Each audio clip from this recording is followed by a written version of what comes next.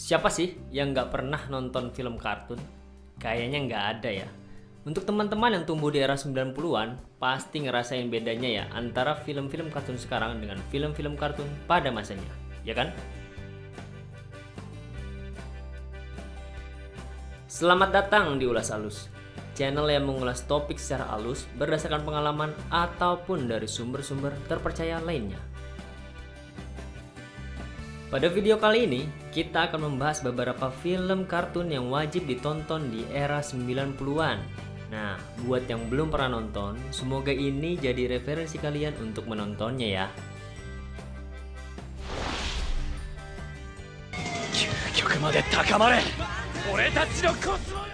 Kalau film ini masih diangkat lewat versi movie animasi 3D-nya di tahun 2014-an. Kisah tentang satria-satria zodiak yaitu Seiya, Shiryu, Yoga, Sun, dan Ikki. Mereka memiliki jubah atau armor sesuai dengan rasi bintang masing-masing pemiliknya, bertugas melindungi Saori, reinkarnasi Dewi Athena, dan mengambil alih kembali kekuasaan Sanctuary dari pihak-pihak yang menyesatkan. Anime ini diadaptasi dari manga karya Masami Kurumada dengan judul yang sama. Memadukan karakter dan tokoh anime dengan mitologi Yunani menjadikan kartu ini menarik untuk diikuti dan dinikmati ceritanya.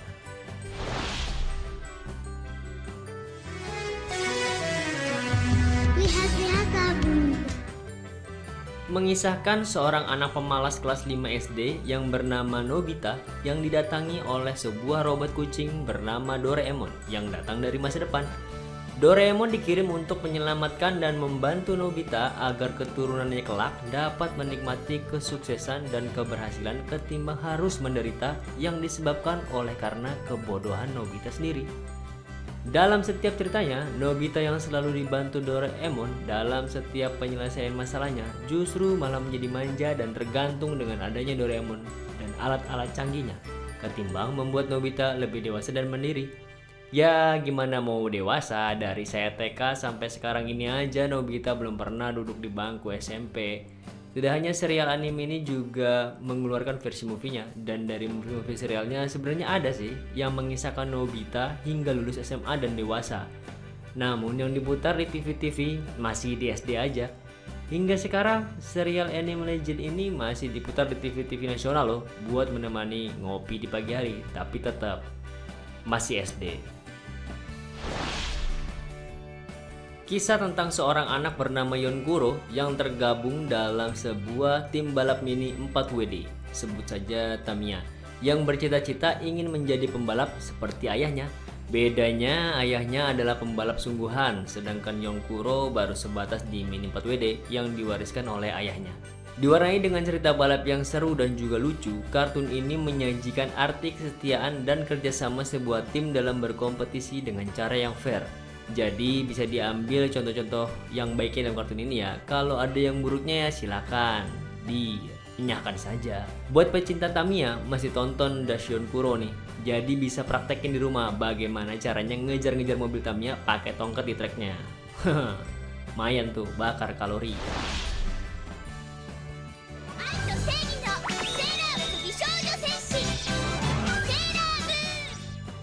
Kisah tentang gadis-gadis remaja yang diberikan kekuatan super yang bertugas memberantas segala kejahatan di bumi.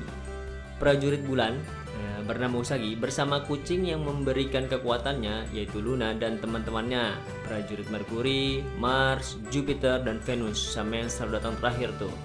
Ya siapa lagi? Tuxedo bertopeng. Sebenarnya masih banyak lagi sailor-sailor yang lain, kalian bisa tonton sendiri ya. Kartun ini sedikit mengandung genre ecchi-nya sih. Udah paling suka pas bagian mereka berubah. Ya lumayan lah. Dengan kekuatan bulan akan menghukummu. Dulu masih bisa diputar di TV nasional. Sensornya belum seketat sekarang-sekarang ini. Mungkin kalau mau diputar lagi sekarang, sensor semua isinya.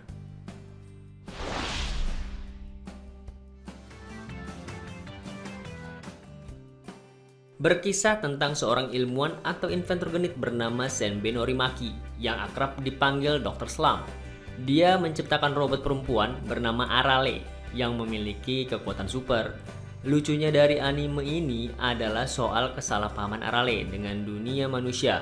Karena dibuatnya Arale hanya diberikan kekuatan tanpa pengetahuan, ditambah tingkah genit Dr. Slump yang berlebihan sehingga selalu menimbulkan banyak konflik-konflik lucu. Tuh, cuy, makanya jangan cuma ngegedein otot aja kalau belum ada ini. Ilmu maksudnya.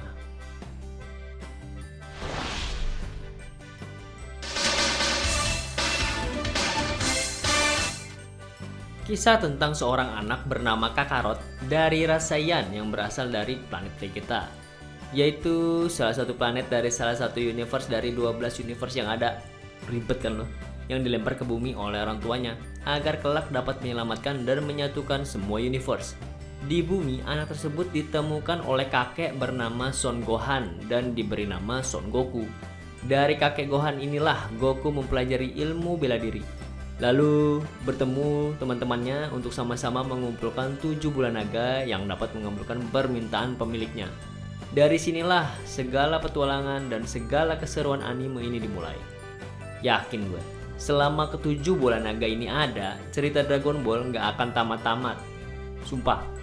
Anime ini memiliki beberapa seri anime dan panjang, semakin lama ceritanya pun cukup rumit.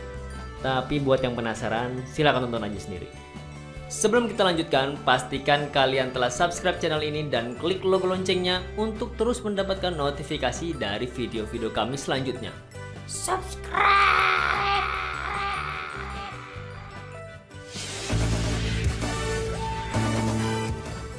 Kisah tentang seorang ninja yang mendaki gunung, lewati lembah, sungai mengalir indah. Kok jadi soundtrack ya? Kisah tentang seorang anak yang pemalas bernama Kenichi yang bertemu dengan seorang ninja bernama Hattori dan akhirnya berteman dan dianggap seperti keluarga sendiri. Berisikan tentang Kenichi yang selalu dihinggapi masalah dan Hattori yang selalu hadir sebagai teman yang selalu membantu dan menjaganya. Hattori juga tidak sendiri, dia bersama saudaranya yaitu Shinjo dan anjing ninjanya Shishimaru yang tugasnya sudah pasti sama, membantu Kenichi keluar dari masalah-masalahnya. Gitu aja terus. Sebenarnya ceritanya hampir mirip dengan Doraemon ya, dari tokoh dan juga perannya. Bedanya yang satu robot kucing, satu lagi ninja. Itu aja.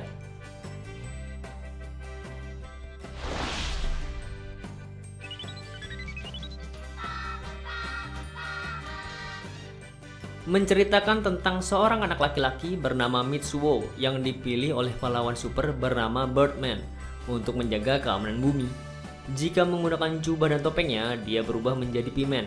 Ketika menjalani perannya sebagai pahlawan, dia diberikan sebuah robot untuk menggantikan posisi dirinya sebagai anak kelas 4 SD. Sebagai P-Man dalam tugasnya menjaga bumi, dia dibantu oleh P-Girl, Bubi, dan Fatman. Sebagai Mitsuo, dia memiliki 3 teman, yaitu Kabao, Sabu, Michan, dan adik perempuannya, Winko. Gangko maksudnya. Yang mencurigai bahwa P-Man sebenarnya adalah kakaknya. Tapi dalam usaha untuk menunjukkannya, ia selalu gagal membuktikan. Kasihan si Winko.